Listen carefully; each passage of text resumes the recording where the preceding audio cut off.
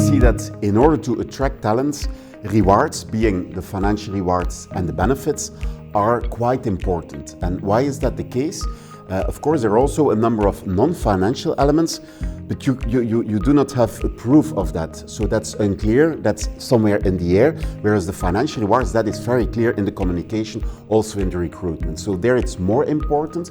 If you take a look at when people are on the job, then the most important elements are challenge in the job, the reputation of the company, and also participative management. And those three are then way more important than the financial rewards, the base pay and the bonus.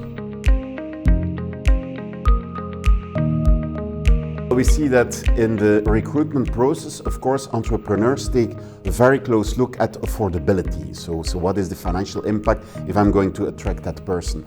And that's of course not bad, but that might lead to quite important differences following the reward history of the people and so on and so forth. But that might lead to importing inequities and unfairness. So for that reason, I really would like to advise to entrepreneurs to really have a well thought of strategy, reward strategy, where you make choices, also coming with that on the labor market.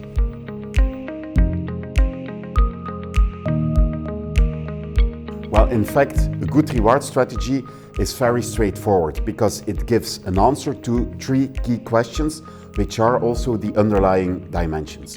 First question is, how are we going to reward? That is the reward mix. Second question to be answered is, what are we going to reward for? Those are the underlying criteria which will drive rewards. And the third dimension, the third question is, how much are we going to reward? And that is the reward positioning.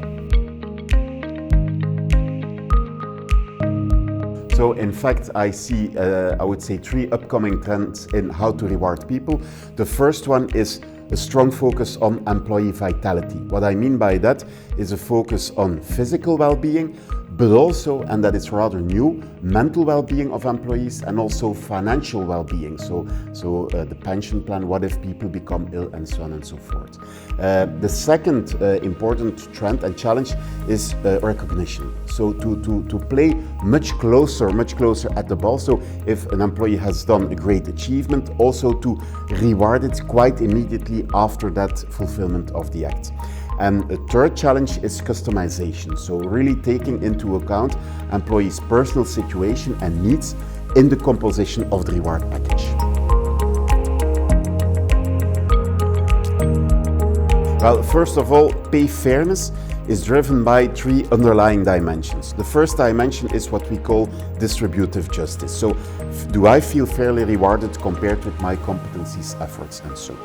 The second driver is procedural justice. So do I trust the underlying procedures and the decision making in the process? And the third element, the third dimension, is informational justice. So how is information about my pay being given to me by my line manager?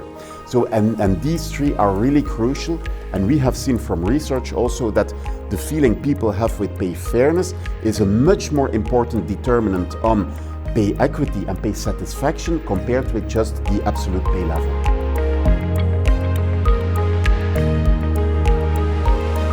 So personalization of rewards packages makes sense, but you have to focus it on the benefit side. So to give two examples, one example is flexible working time, and a second example is flexible working place. So these are two very important elements of reward choice, but there might be others, for example, regarding mobility, company cars, bicycles, and so on.